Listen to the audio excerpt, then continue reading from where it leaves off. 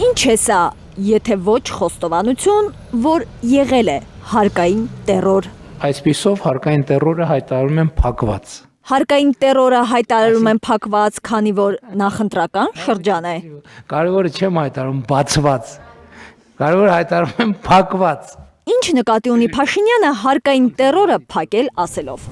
Բիզնես ընկերությունների նկատմամբ քրեական պատասխանատվություն կկիրառվի, երբ թաքցված գումարը կգերազանցի 30 միլիոն դրամը։ Ավելի փոքր չափի դեպքում կհամարվի վարչական խախտում։ Դա ճիշտ քայլ է, իհարկե։ Թեկուզ նախընտրական, բայց վատ քայլ չէ հարկերից խուսափելու քրեական պատասխանատվության չափի շեմը վերանայելը, նկատում են մասնագետները։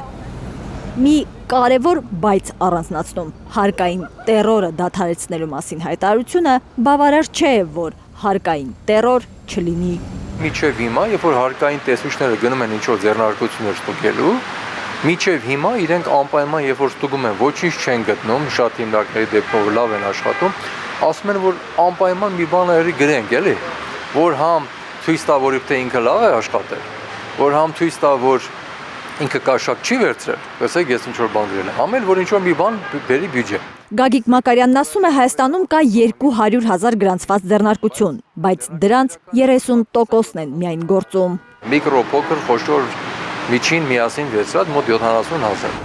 Բիզնեսը լավ օրից չէ, եկամուտներ թաքցնում, հատկապես փոքր ու միջին բիզնեսը։ Ինքը փորձում արդեն ստվերի հաշվին կամ աշխատողին, ասենք, երկուսից մեկին չձևակերպի կամ գուցե շինարարությունը ցույց տալով, փորձում է իր եկամտաբերությունը պահել։ Ըստ ոչ պաշտոնական տվյալների, Հայաստանում 2025 թվականին ավելի քան 30,000 բիզնես է փակվել։ 2024-ի համեմատությամբ 10,000-ով ավելի։ Որ այդ թիվը չավելանա, կառավարությունը գործող 70,000-ից 600-ին մինչև 30 միլիոն դրամ թաքցրածներին կհամարի ոչ թե քրեական հանցագործ, այլ տուգանվող։ Հիմնավոր բացատրությունների բացակայության դեպքում հարկային մարմինը հնարավորություն կունենա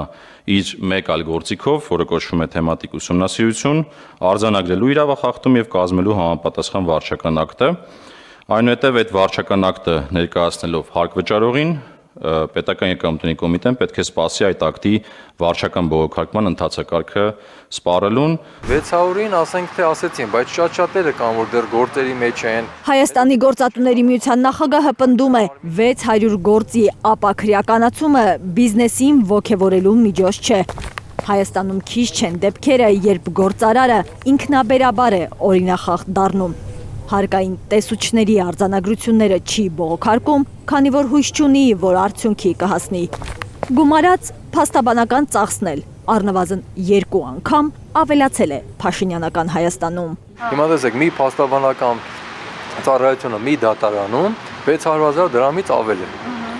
Հիմա եթե ասենք Առաջին Հայաստանի դատարանում չեղավ, պիտի գնա վերաքննիչ դատարան, ուրեմն 600,000 եւս այնտեղ։ Հիմա եղավ 1-2 միլիոն, բլու ժամանակ չարչարան կամ ավել, ինքը գերադասում ասենք 2 միլիոնի ակտ են գրել, 3 միլիոնի ասում են լավ, թքած ուրեմն։ Չեմ անի, որտեվ հավանականությունը չկա, որ ինքը կավարտի նորմալ։ Հայաստանում չի ձևավորվելու այդքան գովազդված միջին խավը, քանի դեռ խեղդվում է փոքր ու միջին բիզնեսը, պնդում են մասնագետները, որ իրենց ապրածով գիտեն։ Դեռ 2005, 6, 7 թվերին, երբ որ երկանիշ տնտեսական աճ էր, ձևավորեց միջին խավ։